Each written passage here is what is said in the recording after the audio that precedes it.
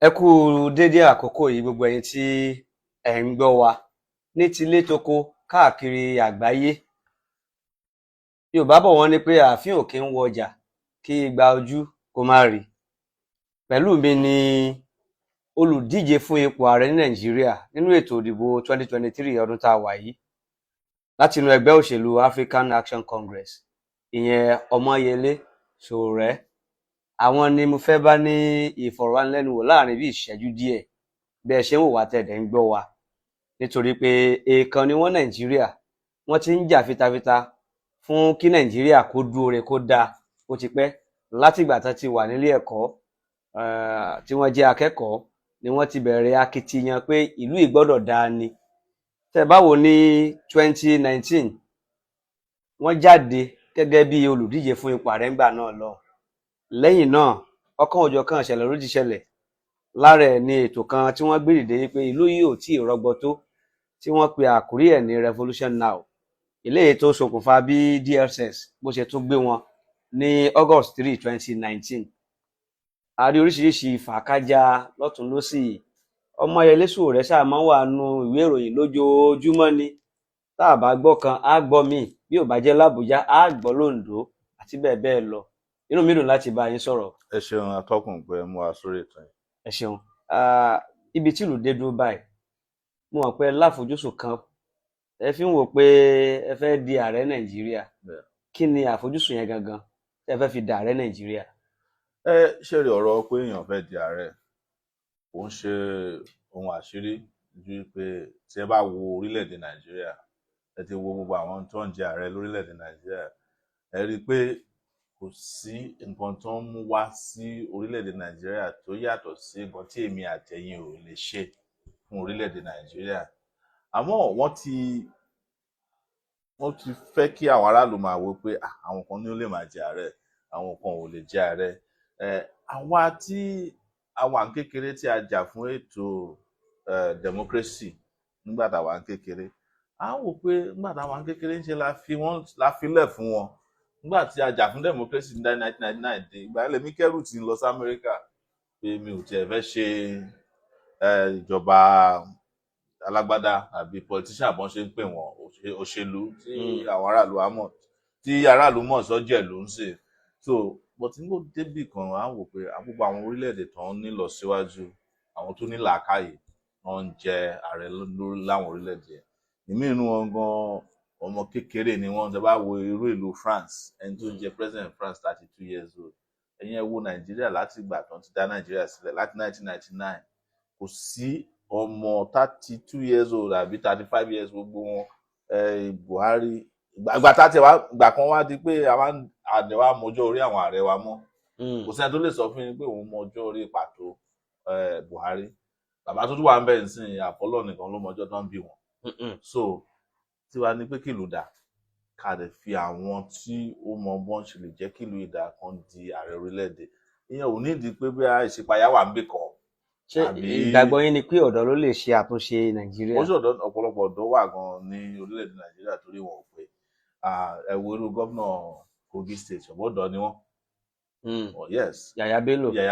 Bọ̀dẹ̀ wo bọ́n ṣe ń ṣèlú yẹn, bá ṣe ń sọ̀rọ̀ ẹ wọ́n pa àwọn èèyàn tí wọ́n fẹ́ ṣe tọ́jọ́ ń dupò gómìnà tí ò ń ṣe nínú ẹgbẹ́ APC. So but àwọn á sọ pé èèyàn lè jọ̀dọ̀ kó má mọ ọmọ ṣe ń ṣèjọba, àmọ́ ó lè jọ̀dọ̀ kó mọ ọmọ ṣe ń ṣèjọba. Àyè wà fún àwọn aráàlú láti yan ẹni tí ó ní làákàyè, ẹni torí ẹ̀ pé àdẹ́ni tí ó ní tó lè mú àtúnṣe wá sí orílẹ̀-èdè Nàìjíríà. But táwa ṣe ń gbéra wa síta.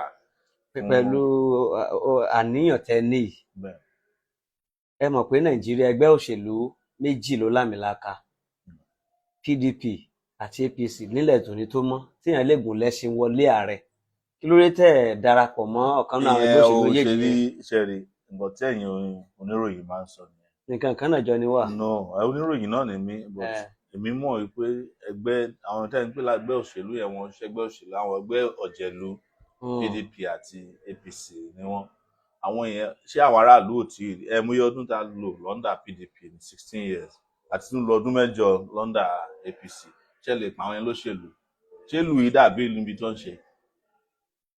ìlú yìí òun ṣe ibi tí a lè sọ pé àwọn olóṣèlú tó bá dé Amẹ́ríkà ẹ máa mọ̀ pé àwọn òṣèlú lélẹ̀ because wọ́n á ń ṣọ̀nà wọ́n á ń ṣomi wọ́n á rán ọmọ nílé ìwé wọ́n á ṣèwòsàn fún yín ṣé àwọn òṣèlú lélẹ̀ àbáwọn ìjẹ̀lú èmi ò lè wọ ẹgbẹ́kẹ́gbẹ́ nítorí pé mo fẹ́ jẹ president Nàìjíríà gba kémi náà wá lọ di lọ dára papọ̀ wọn tẹ́yìn náà bá rí mi lọ́jọ́ èmi Sowore sọ pé àwọn yàtọ̀.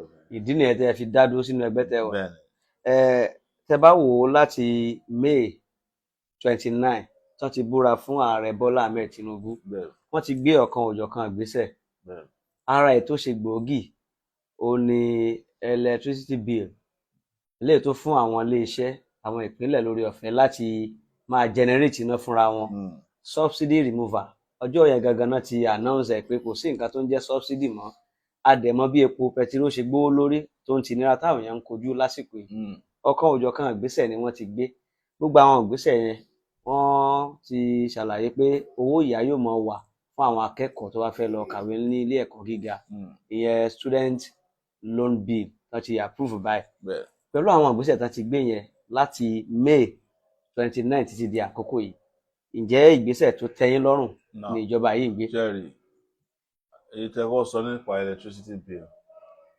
even Tinubu fúnra ẹ̀ nígbà tó wà gómìnà Èkó ṣèlú dá iléeṣẹ́ electricity sílẹ̀ so President Buhari kó tó kúrò lórí oyè ló ti sọ pé state náà ní right láti ṣe iná tó máa fẹ́ ṣe nù àmọ́ nǹkan tí ó máa yà yín lẹ́nu ni pé nínú manifesto àwa náà ti jí àìdíà yẹn pé kí gbogbo state kan lè máa ṣe electricity local government in fact àwa la gbé àìdíà pé wọ́n máa ta electricity bọ́n ṣe ń ta recharge card mo mọ̀ pé kò lè yé ọ̀pọ̀lọpọ̀ èèyàn pé electricity ṣe tà bọ́n ṣe ń ta recharge card báwo ló ṣe lè ta electricity tí n bá jẹ́ ààrẹ orílẹ̀-èdè lẹ́nu tẹ bá nílé tẹ bá lè fi solar sórí ẹ̀ excess electricity tẹ nìyẹn ẹ máa ta fún ìjọba ìjọba á máa ta fún àwọn aráàlú ọ̀pọ̀lọpọ̀ mọ̀ pé yẹn ṣe é ṣe wọ́n ń ṣe ní United Kingdom tẹ bá ṣe solar sílé yín ìjọba máa ra electricity lọ́wọ́ yín so kò sí business electricity tó bẹ́tà jù àmọ́ tẹ mọ̀ pé táwọn bá jí idea wọn máa ń jí díẹ̀ náà ni wọn ò ní mọ bọ́n ṣe máa implement idea ọ̀rọ̀ epo tí wọ́n yọ subsidy ṣèbí ìgbà tó ń dé wọ́n ní Renew Hope náà ń bá dé ṣé kò ti di Renew Shege mọ́yìn lára ń sìn àwọn aráàlú ò rí nǹkan jẹ wọn ò lè jáde because ọ̀pọ̀lọpọ̀ àwọn aráàlú náà ọmọ Nàìjíríà business kéékèèké ni wọ́n ń ṣe ẹlòmíín ta pure water ẹlòmíín ṣe ice block ẹlòmíín ṣe block ẹlòmíín ṣe weather ìyẹn ló ń gbé Nàìjíríà dúró but nígbà tí ò bá sí owó láti gbogbo àwọn yẹn sìn níṣe ni àwọn ní ìjọba Tinubu ń fi ojú àwọn èèyàn wò náà so tí ọ̀rọ̀ pé wọ́n lọ ń yáwó láti lọ síléèwé táwọn ò lọ síléèwé ńgbà tí wọ́n lọ́fẹ̀ẹ́ nígbà tó wá di ìgbà tí àwọn ọ̀dọ́ wọn ní kàn lọ yáwó táwọn tó ń yáwó lọ́wọ́ palmpay tí wọ́n ti dá padà ló máa yáwó lọ́wọ́ ìjọba láti lọ síléèwé. ṣóyè ẹ̀yin náà já sí yẹn.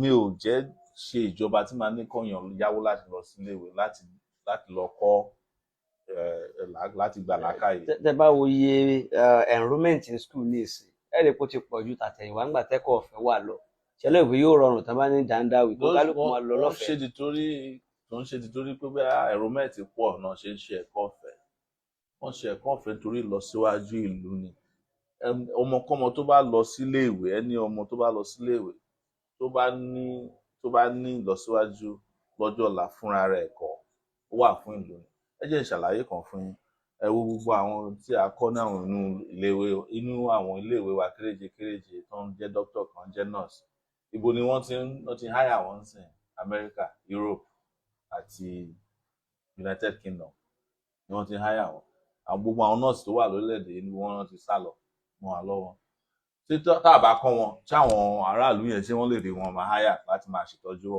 àwọn aráàlú àwa la nídìí ẹ̀kọ́ fún àwọn ọmọ wa wọ́n ṣe àwọn ọmọ ló nídìí ẹ̀kọ́ ọmọ tí ẹ bá kọ́ lẹ́kọ̀ọ́ ẹ yẹ máa ránṣọ ẹ̀wọ̀n fún so but ẹ bèrè lọ́wọ́ wọn ṣé àwọn ọmọ olóṣèlú Nàìjíríà ṣé wọ́n ń yáwó láti lọ sí school ní London ni àwọn ń yáwó láti lọ sí school Amẹ́ríkà àwọn tẹ̀ ń yáwó láti lọ sí private school tí wọ́n ń lọ nígbà yìí wọ́n ṣe owó yín ni wọ́n fi rán wọn mọ́ níléèwé so kí ló wá dé táwọn lè fọ owó ìlú kán fi rán àwọn aráàlú ní iléèwé ọ̀fẹ́, ẹ tiẹ̀ fi owó àbò ẹ fi ṣàbúnà lálejò. ok ìtẹ́ ìdúró lé lórí nìyẹn. ibi tí àwa wà lórí ọ̀rọ̀ kan yáwó.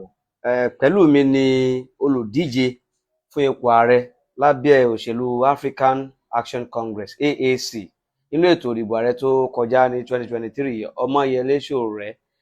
Tèmítáyọ̀ Oyèládùn ààbọ̀rọ̀ ló kọ mi. ìbéèrè tí màá béèrè pẹ̀kun ẹ̀ ni wípé àwọn DSS wọ́n gba yín mú, wọ́n gbé yín ní 2019 ní August 3, ẹ lọ sílé ẹjọ́, wọ́n ní pé kán dá yín lẹ́ngbà kan, ó di lọ́bọ̀lọ́bọ̀, babaláwo tẹ̀lé Sowore lọ ilé ẹjọ́, oríṣiríṣi àwọn kan tó jọ mọ́ ẹ̀ka ètò ìdájọ́ wa Nàìjíríà.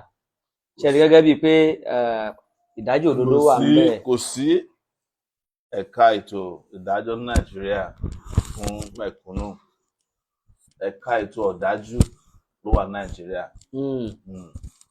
Wọ́n fi ń dájú wa ni, ẹni tí ò bá ti ṣe tiwọn ni ẹ̀ka ètò ìdájọ́ máa ń ṣiṣẹ́ lé lórí, ó máa ń dájú. So ìyá gbogbo àwọn DSS wọn yẹn wọ́n wà láti make sure pé ẹ̀ka ètò ìdájú ó wà fún àwọn tí ò bá ṣe tiwọn. ṣé nítorí pé ẹ̀ ṣe tìjọba ni wọ́n fi gbé yín? ó dájú pé tó bá yẹ kí mò ń ṣe tiwọn ni ìgbà ti di mínísítà. wọ́n ti pè yín rí kẹ́ ẹ wá bá wọn ṣe? èmi ò ń bá wọn ṣẹgbẹ́kẹ́gbẹ́, kò sẹ́ni tó lè pè mí wá gba ipò lọ́wọ́ àwọn ìjọba tí mo mọ̀ pé wọ́n wá láti tún lù ṣe. torí ẹ̀ la ṣe dá ẹgbẹ́ tiwa sílẹ̀, la ṣe àtúntò bí gbogbo ìlú ṣe lè dára, gbogbo nǹkan tá a lè fẹ́ ṣe fún ìlú la sọ síta. nínú ẹ̀ ni wọ́n ń jí tí ó bọ̀, àmọ́ ṣe mọ̀ pé wọ́n ní ẹni bá jí kàkà kí ọba àbí bá ní Yorùbá ṣe ń pè níbo ló ti máa fún. so wọn ò mọ ọmọ ṣe máa ṣe, but torí pé làákàyè yàtọ̀ síra wọn. ṣé ẹ gbàgbọ́ pé ààrẹ Bọ́lá Tinubu yìí ó ní àfojúsùn, ó ní làákàyè, ó ní ètò ńlẹ̀ láti di ààrẹ Nàìjíríà lọ́jọ́ pípẹ́? tó bá jẹ́ bẹ́ẹ̀, báwo lè kó ṣe rí bó ṣe wà yẹn? wọn ṣe bóun ní ààrẹ àmì gómìnà Èkó fọ́dún 8. òjò tó ń rọ̀ ń bàdàn lẹ́ni tó bá ń ṣẹlẹ̀ lẹ́kọ̀ọ́, tẹ́ ẹ̀ bá mọ̀ wẹ̀ kó tó ń gbárèrè yín lọ nìyẹn. Èkó ọdún 8 Tinubu nìyẹn àtàwọn ọmọọṣẹ́ ẹ̀. tó kí mo tó fẹ́ sọ fún yín, kí lẹ fẹ́ gbọ́ tá àti sọ. ká wá wò báyìí àwọn èèyàn ṣe ń ya kẹ̀tíkẹ̀tì yìí, ojú yín tó lé ó tó ko. àwọn ọ̀dọ́ tí wọ́n ń lọ sílẹ̀ òkèèrè pàápàá jùlọ lórí àrùn kan tó ń já ìrìn báyìí tó ń pè ní jápa syndrome.